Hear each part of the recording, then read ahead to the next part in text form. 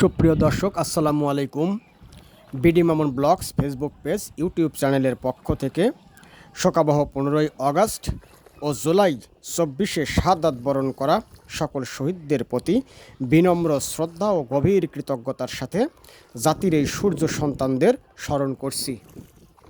বন্ধুরা, আপনারা যথারীতি জানেন এবং বুঝেন যে 1975 সালের 15ই আগস্ট জাতির পিতা বঙ্গবন্ধু শেখ মুজিবুর রহমানকে সহপরিবারে হত্যা করা হয়েছিল। একদল দুষ্কৃতকারী তাদের উচ্চ বিলাস চরিতার্থ করতেই ইতিহাসের এই ঘৃণ্য ন্যাক্কারজনক ঘটনা ঘটিয়েছিল। শেখ মুজিবুর রহমান স্বাধীন বাংলাদেশের স্থপতি। বাংলা ভূখণ্ডকে 1947 সালে ব্রিটিশ সরকার বিদায়কালে দ্বিখণ্ডিত করে বৃহৎ ও সমৃদ্ধ অংশ ভারতকে দেয় এবং ছোট্ট অনুন্নত একটি অংশ পাকিস্তানকে দেওয়া হয়। ধর্মীয় চেতনার ভিত্তিতে পাকিস্তানি শাসক গোষ্ঠী শাসনের নামে বাংলাকে শুধু শোষণ করেছিল। 24 বছরের গ্লানি আর বঞ্চনার ইতিহাসে অনেক নেতাই নিজ জাতিগোষ্ঠীকে পিণ্ডির গোলামি আর জিনজির থেকে মুক্ত হওয়ার জন্য লড়াই করেছিল।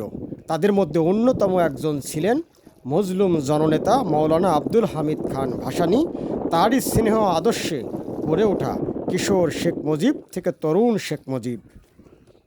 মৌলানা তার দূরদৃষ্টি আর পাখির চোখে দেখেছিলেন বিলুপ্ত প্রায় বাঙালি জাতির সর্বশেষ সত্তা, একখণ্ড ভূমি, একটি পতাকা, সব মিলিয়ে একটি দেশ বাংলাদেশ উদ্ধার করা শেখ মুজিবের পক্ষেই সম্ভব। তাই তো তিনি মুজিবের বুকে স্বপ্নের বীজ বুনে দিয়েছিলেন। তরুণ মুজিব পেয়েছিলেন মৌলানার স্নেহ, ভালোবাসা, আশীর্বাদ। আর কে তাকে রুখবে বলো? পাকিস্তানি শাসক গোষ্ঠীর 24 বছরের শাসনের নবযৌবনা তরুণ শেখ মুজিব পুরোটা সময়ই কেটেছিল বন্দি কারাগারে। 1971 সালের দেশ স্বাধীন হওয়ার পর কৃতজ্ঞ জনতা তাকে জাতির পিতা ঘোষণা করে। এ পিতা একটি আদর্শের পিতা, এ পিতা শ্রদ্ধার পিতা, এ পিতা একটি স্নেহের পিতা, এ পিতা ভালোবাসার পিতা। ধর্মের সাথে এটি সাংঘর্ষিক নয়, অথচ এই বাক্যকে কিছু লোক ধর্মীয় ব্যাখ্যা দিয়ে রাজনৈতিক ফায়দা হাসিল করছে বছরের পর বছর ধরে। বন্ধুরা, 2024-এর শোকাবহ 15ই আগস্টের পূর্বেই দেশে ভয়াবহ হত্যাকাণ্ডের পাশাপাশি রাজনৈতিক পট পরিবর্তন হয়েছে। বাংলাদেশের ছাত্র সমাজ সরকারি চাকুরিতে কোটা সংস্কার আন্দোলনের সূচনা করেছিল।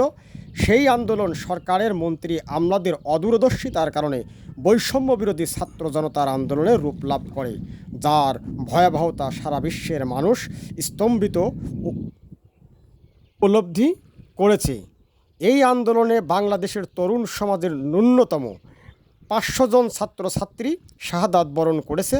বাংলাদেশের পুলিশ, বিজিবি, সেনা সহ আরও 50 জন শাহাদাত বরণ করেছে, আর আহত হয়েছে হাজার হাজার।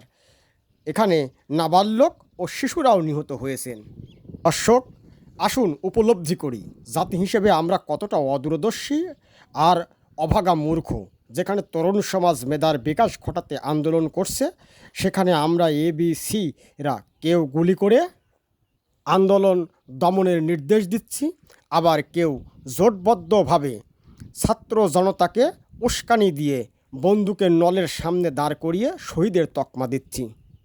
আবার সেই শহীদদের লাশ নিয়ে রাজনৈতিক ফায়দা লুটতে মিছিল করছি।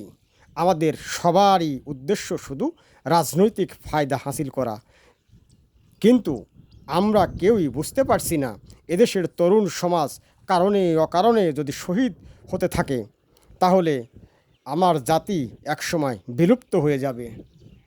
বন্ধুরা, শোকাবহ 15ই আগস্টের পাশাপাশি জুলাই 24 হত্যাকাণ্ড নিয়ে সুষ্ঠু তদন্ত ও দোষীদের দৃষ্টান্তমূলক শাস্তি দাবি করছি। আগামীর বাংলাদেশ হোক মেধাভিত্তিক, এই হোক আমাদের তরুণ সমাজের অঙ্গীকার। যে বাংলাদেশ হবে বঙ্গবন্ধুর স্বপ্নে দেখা সোনার বাংলাদেশ, যে বাংলাদেশ হবে 30 লক্ষ শহীদের রক্তের বিনিময়ে পাওয়া সোনার বাংলাদেশ, যে বাংলাদেশ হবে 3 লক্ষ মা বোনদের ইজ্জতে পাওয়া সোনার